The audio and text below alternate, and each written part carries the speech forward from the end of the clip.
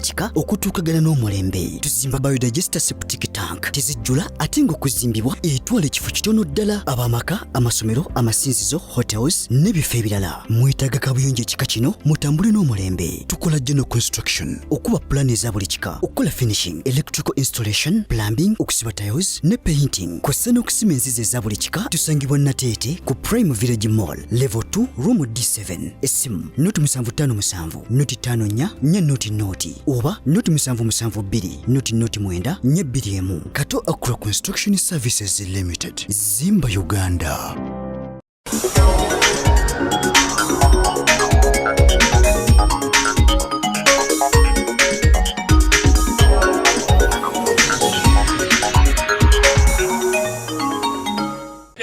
Banga lwakiso utabanya obwavu n'endwadde ebintu ebyo bisatu bikyatusibyeko obuzibu obutabanya. Omuntu omugati maama wanokola buti tosuula biwa mwana wali mutwale mu kiiko n'alyoka akubuuza ikyebana kulowooza ze gy'ojja wano naye nga taba nti esobola eva wali eri ejja kujja kuki ku mmere ye. Obwo butabanya buba bubi, bulina obuzibu bungi. Ate endwadde tugamba olwoba tamanyi yereeta endwadde. Ekyokusatu nze ntambula ekiro n'emisana. Tukwatako nga tujja abaana mu ghetto kuba eno slum area.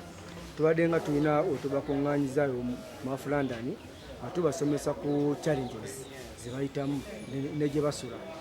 Ng'era n'abamu tubajjeyo abasinga ne tubawa ku ssente za PDM oba nga batandikawo emirimu. Programu ya gavumenti oba nga batandikawo emirimu.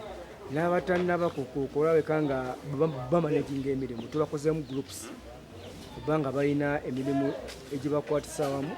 So tuli mu kunoonya fund mu government program tubateeke mu ssente babe nga bejjayo nga batumbula enfuna yaabwe ey'obulamu. Abazadde obuvunaanyizibwa tugenda tubwejjako ng'abaana tubafudde baggwanga. Obeera n'abaana tumanyi mwana bw'alya, tumanyi mwana bw'asiiba n'ogamba abaana baggwanga. Obudde bwe bukya ng'oggula mugamba abaana mbateeredde eggwanga. Naye abaana bw'oteera eggwanga ogenda kukaaba amaziga paka Mukama lwali kuyita lwa mwana oyo gw'ogayaliridde. N'olw'ensonga eyo ffe ng'abakulembeze tubagamba bwe tuti. Ofiisi ya Dr. Emmanuel Sserunjogi Meya wa Kawempe Division twagala mutuwandikira ebbaluwa mutweyanjulira nti mukolera wano emirimu kyokka kitubaagaza. Ekyokubiri obuyambi bwonna bwe mwetaaga mu ofiisi ya Meya oba mukulembeze mugenda kubufuna nga temusasudde wadde nusu ekikumi. Omwana omuto gwe muzadde we bonna amuleka yeeyiseeko omukulu nga gwe nannyini mwana okutta essimu ya kabiriiti omwana wo muto alina seereza si gwe kitakuddata kyokka kukonkona n'omuggulira. Osanga omwana omuzadde bwaweerera ku ssomero ng'omwana alina essimu y'amaanyi ng'amuweerera eyero eriko n'empinguza labbabbaani naye ng'omwana oyo osuubira omwana agenda kubaata. Buli mwana gw'olaba azadde nga muto wabaawo keesi ya sexual violence. Fuba okulaba nga gwe si gw'omu ku nsonga lwaki tulina abaana bano. Abaami abali mu bitundu puroguramu eno tusaba Mukama atwongere obugabirizi tujjanga kutuuka ne mu bavubuka. Kubanga abamu waliwo bwe twakubira, waliwo omwana yafuna olubuto mulongo oyo n'afuba nnyo omuvubuka nga tugezaako okulaba nti atekinga responsibility naye abaana n'atuddukirako ddala. Naye n'abavubuka bw'ofuna engeri gy'obayinga nga kiyambako. So nakyo tujja kufuna engeri gye tukincorporatinga.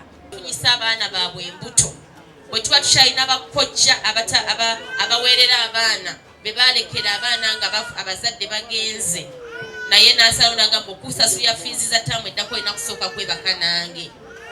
Bwe tuba tukyalina abasajja abafumbo abagenda ne bagula abaana ba myaka 8 tulina omulimu munene ogw'okukola ki? Ogw'okukola. So njagala okugamba nti we waba waliwo opportunity ey'okuba nti no ate tulina engeri gye tukolaganamu n'abasajja b'omu Kawempe. Nja kutuusa obubaka eri aba fathers arise